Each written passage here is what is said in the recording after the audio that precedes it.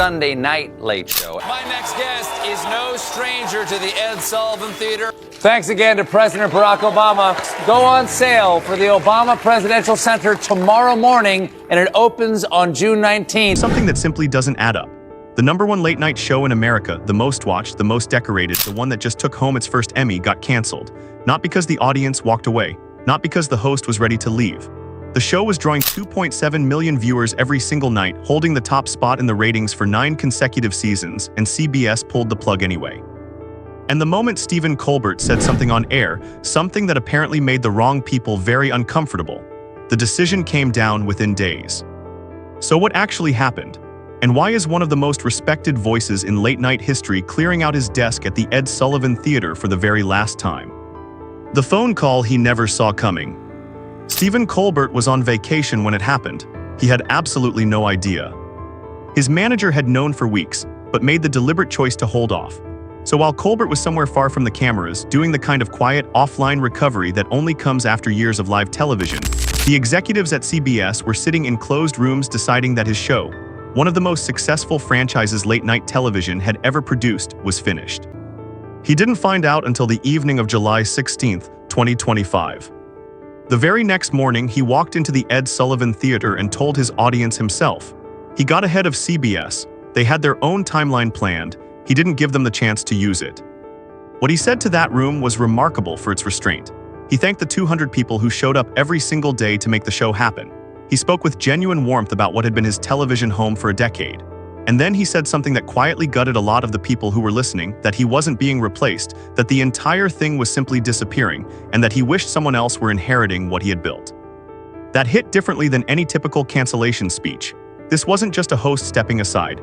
This was an institution being erased, the late show brand that had lived on CBS since 1993, first through David Letterman's legendary 22 seasons and then through Colbert's 11. Gone, not handed to someone new, not reimagined, just gone. The audience booed. Colbert looked out at them, nodded slowly, and told them he felt exactly the same way. That single moment said everything about who this man is, and everything about what that show had come to mean to the people who never missed it. Took one. But here's what nobody is talking about. There's one detail buried in this story that reframes everything. And once you hear it, the official explanation from CBS stops making any sense at all. The on-air comment that may have changed everything. Now here's where this story gets genuinely complicated, and why people are still arguing about it.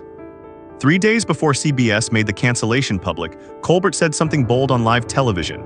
Paramount, the parent company of CBS, had agreed to hand over $16 million to settle a lawsuit filed by Donald Trump.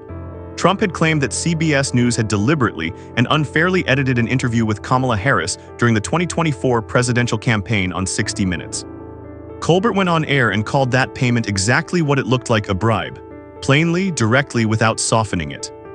3 days later, The Late Show was canceled. CBS released statements insisting the decision was purely financial, made in response to a difficult economic environment in late-night television, and had nothing to do with the show's performance, its content, or anything connected to Paramount's current situation. But the timing made that explanation nearly impossible to accept at face value, and several high-profile voices said so publicly. Senator Elizabeth Warren released a formal statement demanding the public be told whether the cancellation was politically motivated. The Writers Guild of America called on the New York State Attorney General to launch an investigation, arguing that the cancellation bore the hallmarks of favor currying designed to benefit those in power, particularly given that the Trump administration was actively reviewing Paramount's enormous merger deal with Skydance Media at the time. That merger required approval from the FCC, a commission whose chairman had already sent direct warnings to late-night programs about equal-time broadcasting rules. The FCC approval came through shortly after the cancellation was announced. Draw your own conclusions. Trump predictably celebrated. He posted on Truth Social that he was delighted Colbert had been fired, took aim at his talent, and then added, completely unprompted, that he expected Jimmy Kimmel to be next. Colbert responded on air by announcing the gloves were officially off, and then delivered one of the most direct, unfiltered monologue response. Says of his entire career. For anyone who knows Colbert's history, that's not a small thing to say. Hook 2 placed approximately 3 minutes into narration flow. And yet, even with all of that on the table, there's a part of this story that almost nobody is giving enough attention to. Because before we talk about what CBS did to Colbert, we need to talk about what Colbert lost long before any of this, and why that loss is the real reason he became the man standing at that desk every night. What it actually cost to keep the lights on. Before going further, it's worth slowing down, because there is a financial reality underneath all of this that cannot be ignored, even if the timing of the cancellation suggests something far more troubling. The Late Show was losing money, significant money, somewhere in the range of $40 million per year, according to sources with knowledge of the network's finances, though at least one journalist later reported that number was inflated by roughly 10 million, putting the real annual loss closer to 30 million. Either way, the gap was real and it was large. Late-night television as a business had been quietly eroding for years. Audiences were fragmenting. Streaming had fundamentally changed how and when people consumed content. Advertising dollars were migrating away from the 11:35 p.m. time slot and flowing toward digital platforms instead. Even Colbert's viral moments, his monologue clips pulling millions of views on YouTube and across social media, weren't converting into advertising revenue for CBS, because CBS had no ownership over those platforms. This was the exact same pattern that had ended The Late Late Show with James Corden 2 years earlier. CBS had replaced that program with something far less expensive. But Colbert was the flagship, the most prestigious and costly thing CBS had in that slot. And unlike the 12:35 position, there was no clear, cheaper alternative that could carry anywhere near the same cultural weight. It's worth noting that Colbert himself was an executive producer on the 12:35 show that replaced Corden, a program called After Midnight. He had watched from the inside just how tight the margins had become. He wasn't operating under any illusions about the economics of the business. But even with that understanding, the speed of the decision, and the fact that he was never given a meaningful opportunity to propose cost reductions, convinced many people inside the building that the financial argument, however real, was only part of the story. The replacement CBS announced for the 11:35 slot, a comedy game show from Byron Allen called Comics Unleashed, deliberately built to stay entirely away from political humor. A man shaped by grief and built by improv. Here's something about Stephen Colbert that rarely makes it into the coverage, but explains almost everything about how he does what he does. He was 10 years old when his father and 2 of his brothers were killed in a plane crash. Eastern Airlines Flight 212 went down in Charlotte, North Carolina, in September of 1974. Colbert was the youngest of 11 children, and in the span of a single afternoon, his family was changed forever. He has spoken about this over the years, but never in a way that invites pity. He has described how his mother showed him how to move through devastating loss without letting it turn into bitterness. Broken, yes, but not bitter. He has also spoken about going through a deep crisis of faith as a young man, reaching a point where he considered himself an atheist at 22. And then finding his way back to his Catholic beliefs through what he describes as an almost accidental encounter with a stranger on the street. These aren't the stories of someone who became a comedian because it seemed fun or financially promising. This is someone who found in comedy a way to hold difficult, painful things at just enough distance to actually look at them. He attended Hampton-Sydney College in Virginia before transferring to Northwestern University, where he earned a theater degree in 1986. He moved to Chicago, joined the Second City Improv Company, and found 2 people who would shape his creative voice for years, Amy Sedaris and Paul Dinalo. Together, they built a sketch comedy show for Comedy Central called Exit 57, which ran through the mid-90s and received 5 Cable Ace Award nominations. Early in his career, he tried to get a writing job at The Late Show under David Letterman. He didn't get it. He eventually landed at The Daily Show in 1997, initially on a trial basis, brought in by a producer named Madeline Smithberg, who took a chance on an unproven talent. He became the longest-serving correspondent in the show's history. The reason this backstory matters is simple. The man now walking away from The Late Show is not someone who got lucky. He is someone who built something extraordinary from the ground up over decades after losing T. He most important things in his world when he was barely old enough to understand what loss even meant. He was an institution, and Colbert, who had spent his entire career building fame behind a character, a razor-sharp satirical right-wing pundit on the Colbert Report, now had to walk out every night as himself. No fictional persona to hide behind, no mask, just Stephen Colbert under his own name in a show that would succeed or fail on who he actually was. His first season was difficult, the ratings were weak, the tone felt unsettled. Critics couldn't quite pin down what the show was trying to become. There was even a deeply disappointing post-Super Bowl special in February of 2016 that reviewers tore apart, a particularly painful stumble given the size of the audience watching. But then something changed. Trump won the presidency in November of 2016, and almost overnight, The Late Show found exactly what it had been searching for. The monologues became sharper, more urgent, more personal. The show evolved from broadly political into something more specific, a nightly, unflinching examination of the administration and what it represented. And the audience responded. By the 2016-2017 season, The Late Show was the highest-rated late-night program in the country for the first time since the Letterman era, averaging more than 3.2 million viewers per night.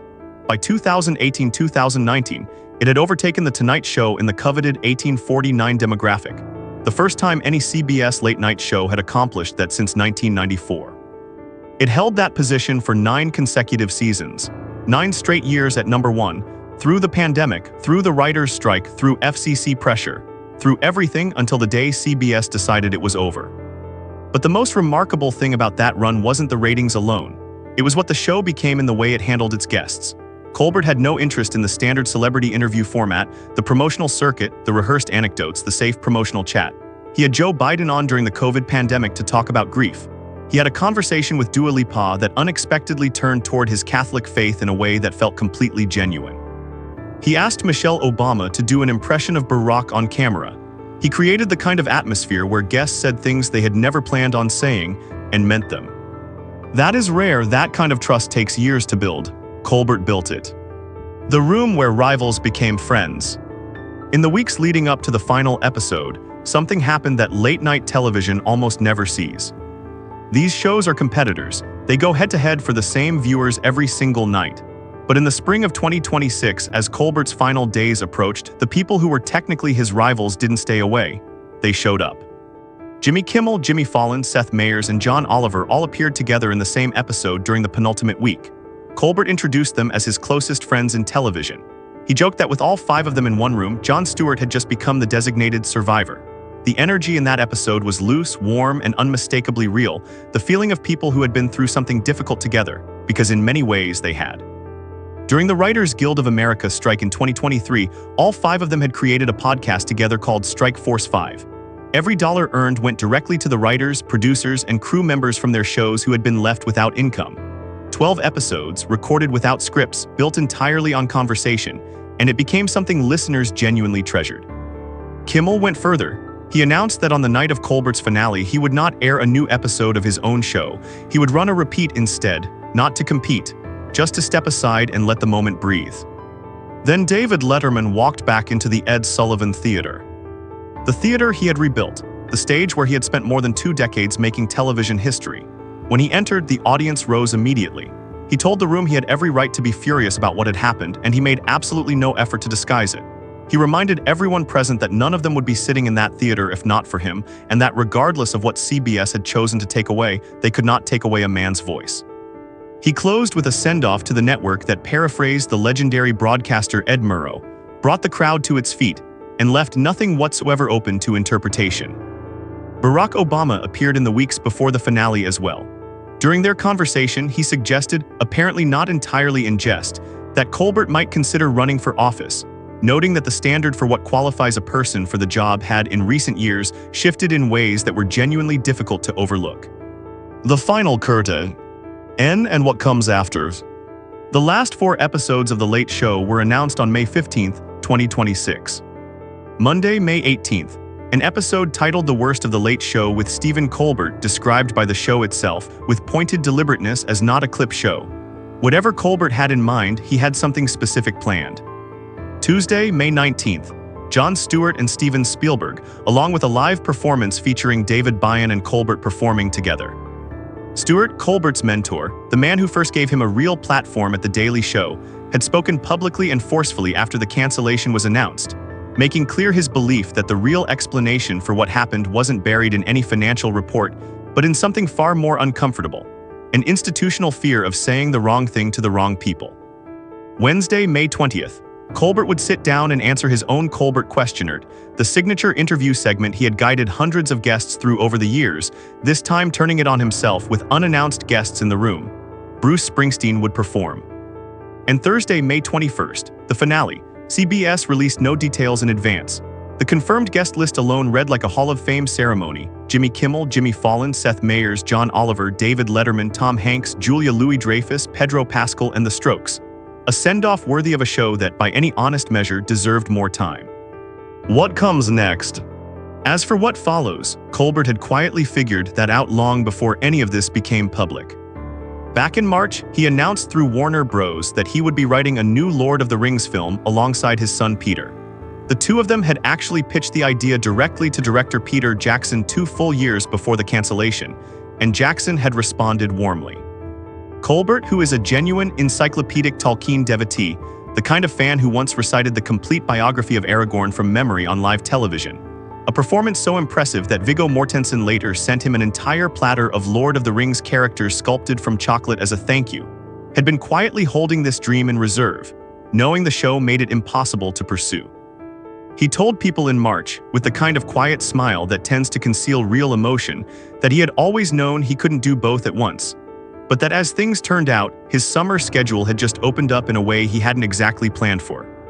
What it all adds up to: 11 Emmy Awards, 2 Grammys, 3 Peabody Awards, 1,801 episodes across 11 years, the longest consecutive ratings-winning streak in late show franchise history. A show that won its first Emmy for Outstanding Variety Talk Series in 2025 during the final season of its existence. And behind all of it, a man who lost his father and 2 brothers at the age of 10, who wrestled with his faith through his early 20s, who quietly battled panic attacks in his 30s while wondering in the private, honest moments that don't make it onto television whether he had spent his life chasing something most people never actually reach. And then went on to anchor the most-watched late-night program in America for nearly a decade. He said it himself, this goodbye didn't entirely happen on his timeline, but not being the one who chose the ending gave him something unexpected, more to say, more material to work with, and one final reason to walk out every night and mean every single word. The audience booed when they found out the show was ending. Colbert looked out at them, nodded, and told them he felt exactly the same way. After everything, the ratings, the Emmys, 9 straight years at the top, ask yourself this. Do you believe CBS ended the late show because the finances stopped working? Or because some things had simply become too costly to say out loud?